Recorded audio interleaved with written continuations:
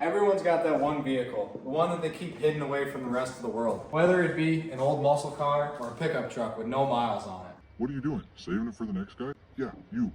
I know you have one. I know you're hiding it. Just bring it out, God darn it. And yes, I know this isn't a real table. It's a Dodge door, and I'm sitting in the window of it. That doesn't matter. Stop distracting me from the fact that you don't bring your car out. So today, that's what we're going to be doing. I'm going to be taking my own advice, and I'm going to be bringing out a car that hasn't seen the light of day in just about a decade.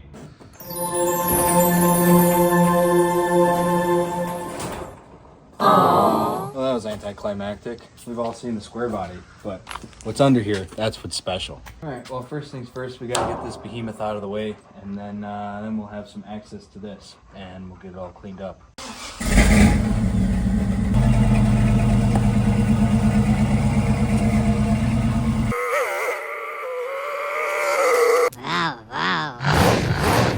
Alright, so as you can see, it hasn't moved in a while. It's just been target practice for the square body. We gotta get this thing uncovered, and then you'll see the true beauty of what it really is.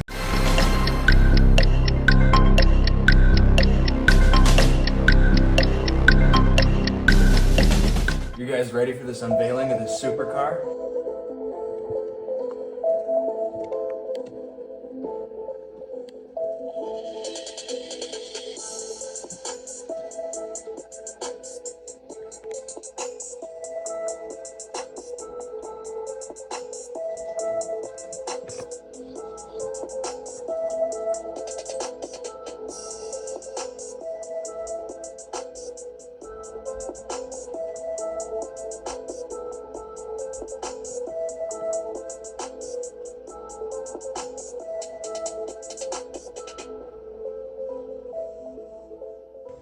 Now you can see the thing in all of its glory. It is a beautiful 88 Mustang GT. It's got a 302 in it. Now, it started off its life as my grandma's car. She had a 2-minute drive to work, so this thing was legitimately a grocery getter. But as I'm sure you can tell by the title, this is no longer a stock 302. My dad bought this thing off of her, and that's when things started to get a little rowdy. First things first, let's look at the interior of this thing. It is immaculate. That gauge might tell you a little something. And then we look down here. Huh. Well, that's not an automatic shifter. All right. Now, as cool as the manual swap is, makes this car 10 times better, what really seals the deal on this thing is what's under the hood. I should probably learn how to put it in the hood first.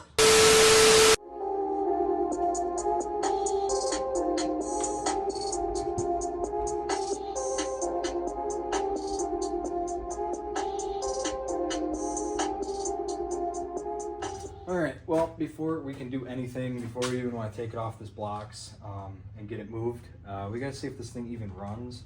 So we need a battery, and we're gonna steal that out of my square body. So let's do that.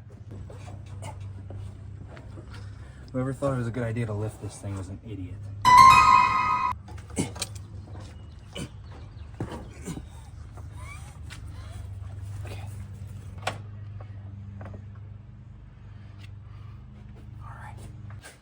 Now's probably a good time to preface that this thing has 15-year-old gas and hasn't been run in 8 years. So even if it starts right now, we still gotta flush the tank, do a whole bunch of different stuff, because that gas probably not good to make boost on with this motor. So we're just gonna get her started, see if she runs. If not, then we'll figure something else out. Alrighty, this is the moment of truth. Ho, ho, ho.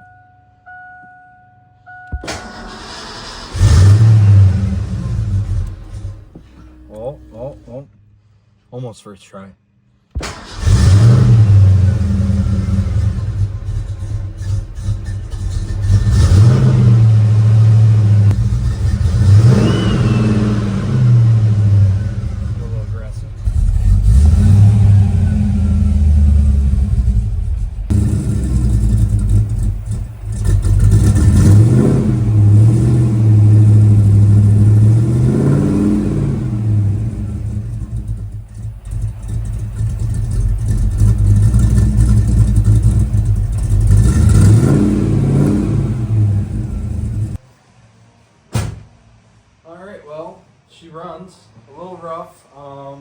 It died a couple times and it doesn't like to stay at a normal RPM, so we got a little bit of work to do. That could have to do with the bad gas, could have to do with the fact that it hasn't ran in 8 years, and it hasn't drove for another 7 after that. So we got a little work to do to this thing. So next step is to be getting it off the blocks and then try and get it to the front garage and see what we can't get done with it.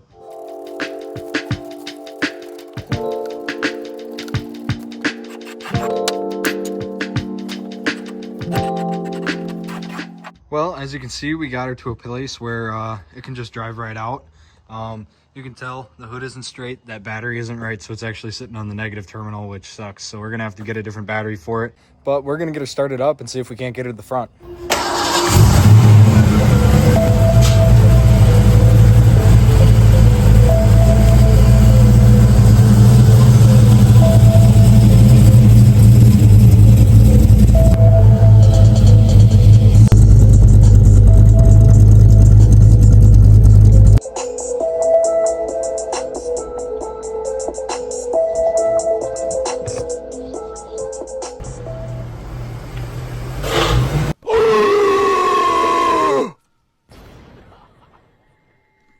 Oh no!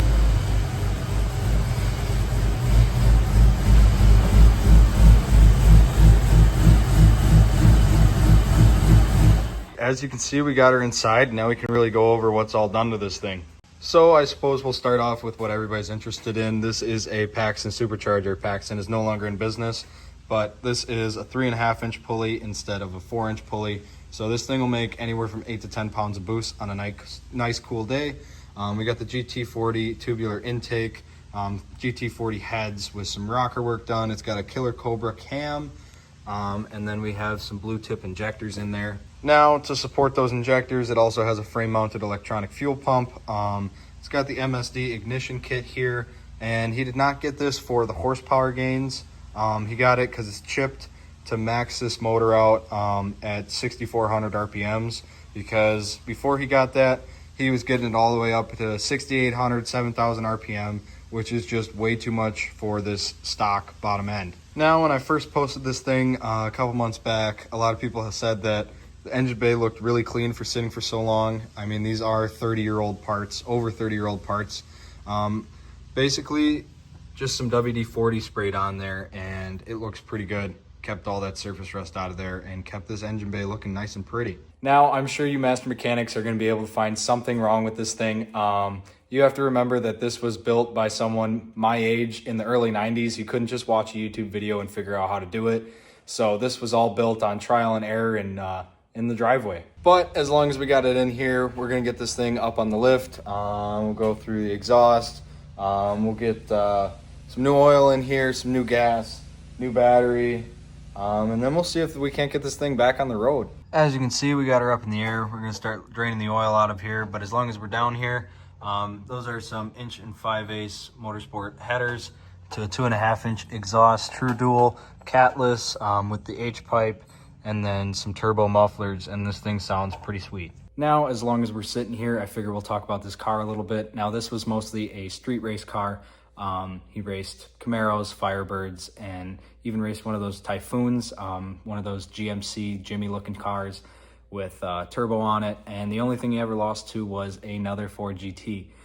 There was a little thing that apparently those engines became more modified than the small block 350, which is insane because the 350 ran for like over 30 years. It was in production, and those cars were made for less than 10.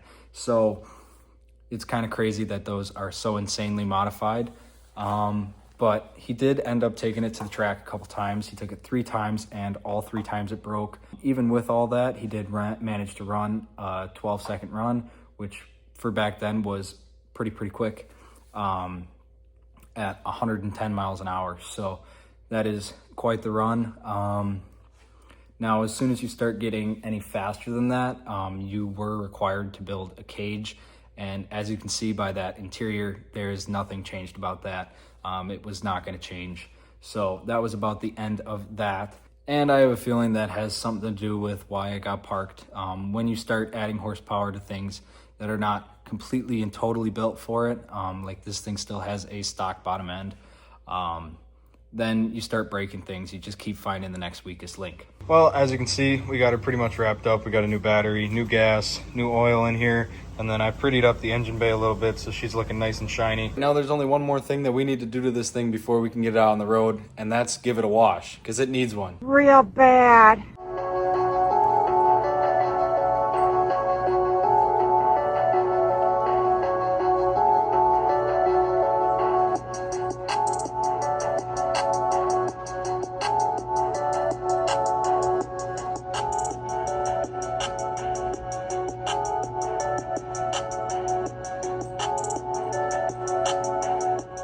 Well, for an almost 40-year-old car, I'd say she cleans up pretty nice.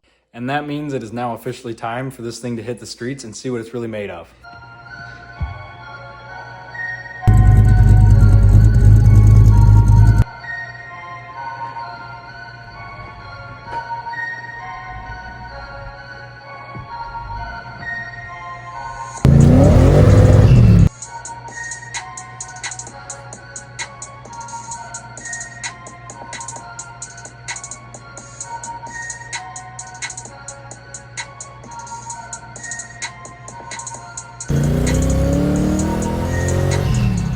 After this roundabout, when you get back, gun that bitch.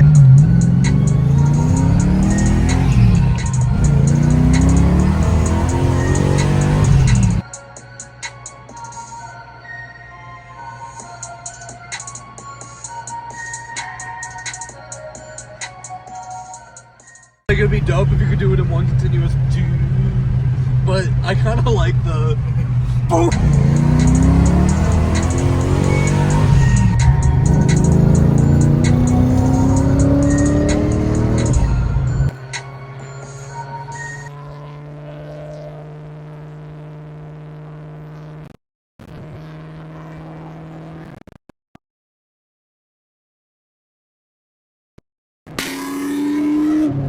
Well, as you can see, we got her put away again. Hopefully not for another decade. Hopefully now that we got it running and driving again, we'll have some more motivation to bring it out. And hopefully this video gave you some motivation to bring your project out. This thing is a blast to drive. It's fast, it's manual, it's all the things you want in a car. The road we did it on, not that great for showing how actually fast this thing is. It's a stoplight to stoplight car, so doing it on the highway, probably not that great. And I didn't want to beat on it. It's not my car. So we only hit limiter once, even though my father used to live at limiter. And then I proceeded to shift like a grandma. I blame it on being used to driving this thing. But yeah, I mean, there's not much more you could ask for. This is quite the car. But I think that's that. We achieved what we set out to do. We got this car running and driving and back on the road. So yeah, thank you for watching and God bless.